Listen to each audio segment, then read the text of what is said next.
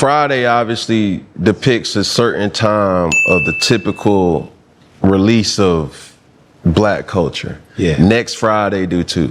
What made you focus on Friday After Next and make that be a Christmas movie?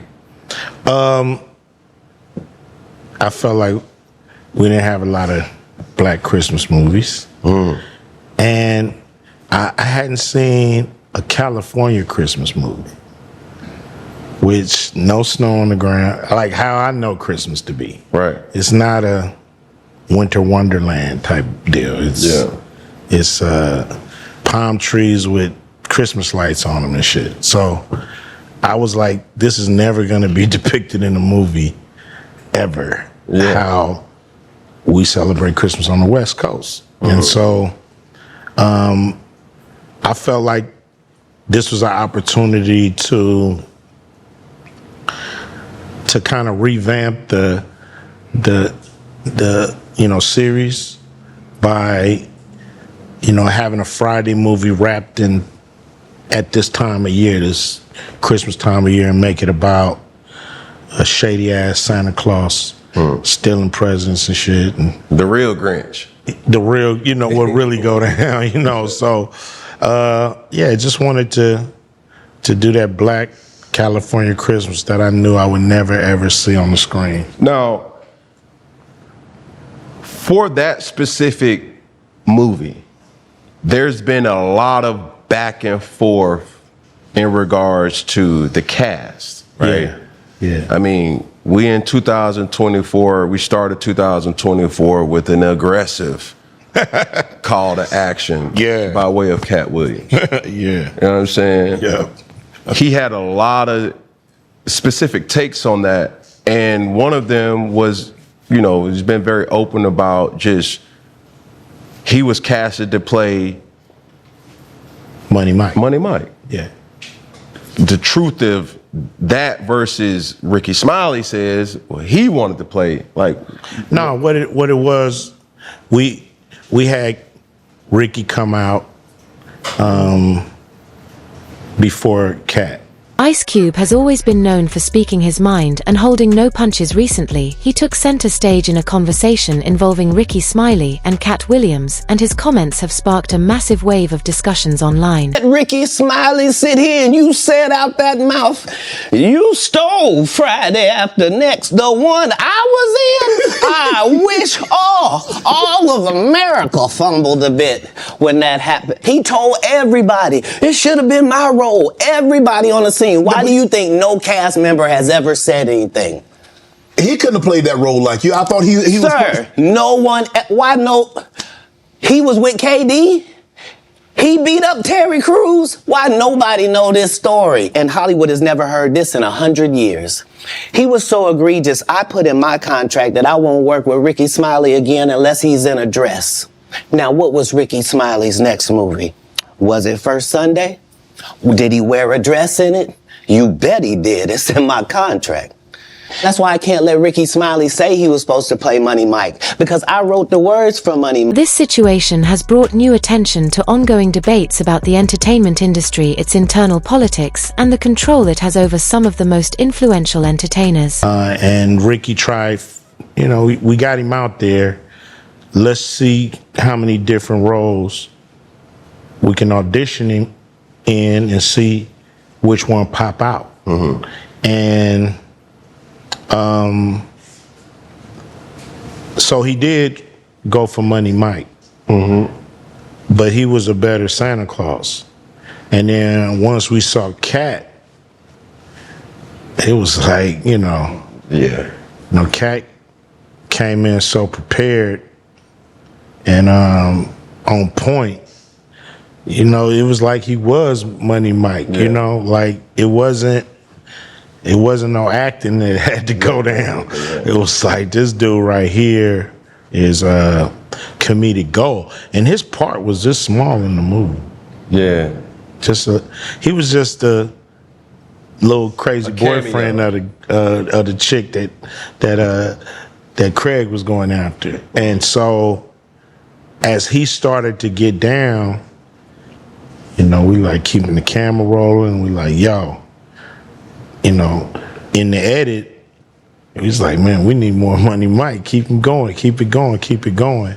And, you know, he stills the third act of that movie is like Money Mike's coming out. Man, I think Katt Williams needed to have like some type of stock in Chrysler, because he had everybody pushing them PT Cruisers. Yeah. Whipping that hoe. Cruisers. You know what I'm saying? He, you know, when you get a guy on set that has the magic, or that, you know, is on fire, Yeah. you figure out a way to just let him do his thing. Keep feeding him. Let him do his thing. Yeah. And don't get in his way. Yeah. Let him go. And a lot of comedians like to work with me because I always give them a chance to go. This is just your chance to steal it, baby. Go for it. Yeah. To understand the context, let's break this down step by step, unpacking the dynamics between these three figures and the larger implications of Ice Cube's remarks. Rickey Smiley, a comedian, actor, and radio show host, has long been a prominent figure in entertainment. What's cracking? It's your homie Ice Cube. I just wanted to address a few things. You know, everybody been checking out the internet. My man Katt Williams. You know, first of all, I just want to say, you know, we shot that movie over 20 years ago, so, you know, people have different perspectives, and it's been a long time. I also want to say, you know, every comedian that I've worked with, every comedian that I've put in a movie, I only put them in the movie because I thought they was funny. I thought they was perfect for the part. I tried to put them in a position to win. That's what it's all about, you know. I don't, you know, I look at from, you know, Chris Tucker and Bernie Mac and Mike Epps, Katt Williams, you know, Rickey Smiley, Michael Blackson, Cedric, Kevin Hart. You know, all these guys I know are funny as hell. You know, I didn't discover them. You know, they were doing their stand-up or doing their thing, and I knew that they were great and that they could act, and that, you know, if I have an opportunity, I was going to give them an opportunity. You know, to me, that's what it's all about. You know, as far as, you know, specific things, you know, Katt was 100 on a few things. Most of what he was saying, a couple of things, you know, I just want to clarify. When we bring in a new, you know, comedian, we do have them try out for different roles. So Rickey did give Money Mike a shot. But when we saw him and, you know, we kind of saw how he moved and how he was, you know, auditioning, we decided that he would be a better, you know, Santa Claus, which was, to me, the perfect casting. When we saw Mike, damn, I call him Money Mike. When we saw Katt, you know, when I saw him, I just knew that he was perfect for Money Mike. And, you know, Katt, you know, said he wrote his role, which, I mean, the role was written, but he enhanced it. This is why. Known for his clean humor and relatable content, Smiley has cultivated a broad audience over the years. However, in the past, Katt Williams, another powerhouse comedian, has taken issue with what he perceives as safe comedians who cater to corporate interests rather than staying true to their roots. Katt Williams, in his usual unapologetic manner, has been outspoken about how the entertainment industry manipulates and controls certain artists. Was so dope in the movie. You know, Money Mike had a small role, you know, about as big as the Santa Claus role, but when we start filming, he was giving us such magic that we kept expanding his role. and giving him more to do because he was on point. When we shoot these movies, for one, the scripts are fire, or they wouldn't even do it. The scripts are laugh out funny. But we shoot the script, and once we get what we need from the script, we let the comedians ad-lib, riff, play with the words, do their thing. We give them a take where they can, or 2, 3 takes where they can go off and do what they feel. Sometimes it makes the movie, sometimes it don't. When somebody gives you jewels, you want to try to make sure that makes the movie. So in the movie, there's the second thing I want to clear up. I would never shoot a rape scene in a movie, especially like Friday, where you actually see this happening on camera. That ain't my style. If you check out any of my movies, they not raunchy. We did a movie called Players Club where the subject matter was a little raunchy, but for the most part, even that, we left it to your imagination. So the only reason that kind of stuff was in the movie is because you have 3 villains in Friday After Next. You have Santa Claus stealing presents. You have Damon, just got out of prison, sweating Craig and Day for the rent money. And then you have Money Mike, a pimp that treats his woman, like a property. So Craig is always fighting the villains in the movie, from the Joker Brothers to Debo. And so we already had Craig fighting Santa Claus. And the only real way to get rid of the other 2 villains was to have them go against each other. And the plier joke was always in the script, was never, we would never ever show that. That's not my style if you look at any of my movies. So that was never a discussion.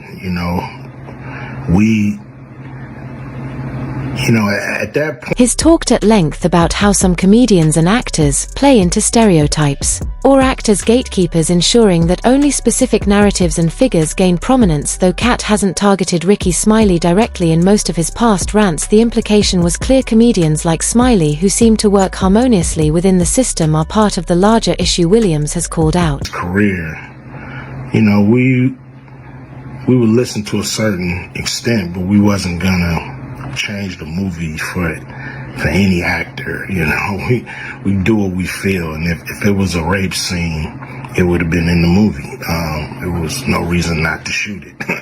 But that's not my style. I don't even like that kind of shit in movies, on camera. And so that was, to me, a little discrepancy there. Katt, he wrote a lot of his part because, like I said, he was giving us jewels, so we were keeping the camera rolling. He was coming off the dome. He was coming prepared every day to steal the show. That was his mission. And, that's what he did, with the movie. And it launched his career, And I'm proud of the movie. I'm proud of all the guys who've, come through, a Q Vision production and went on to do bigger and better things. And look, a lot of people are talking about pay and how much they was paid on these movies that were extremely low budget. Most of these guys work a couple of days, and when you're doing a movie, there's over 100 people working on the movie that need to get paid. Most of them got to get paid every day. And there's pre-production and post-production. Even after you finish with the actors, you got to pay editors and sound people. And my movies are all about quality. So most of the money go up on the screen. I'm not giving you no bullshit. I'm not giving you no low budget, shit you can laugh at because it's so cheap. So, we try to put all the money on the screen. And so any actor that's mad at what they got paid, just look at what you was doing. Look at where your career was at the time. Take a look at where it is now. And Friday has something to do with that, I believe. And I put a lot of people in movies, but they ain't never put me in a movie. So you can take that for what it's worth. You know what I'm saying? I've given a lot of these guys opportunities. And I still act, so I'm waiting for a call. I ain't got to produce everything or write everything. I got love for all the comedians that I've worked with. Got, much love for Katt. This tension between the two comedians recently came to the forefront when Ice Cube chimed in, adding fuel to the fire. Ice Cube has always been vocal about his distrust of Hollywood and corporate systems. As someone who transitioned from being a groundbreaking rapper with NWA to a successful actor and filmmaker, Cube has seen both sides of the entertainment industry. Thanks for watching my video. Subscribe my YouTube channel and get more videos about us famous celebrities. Subscribe for more related content.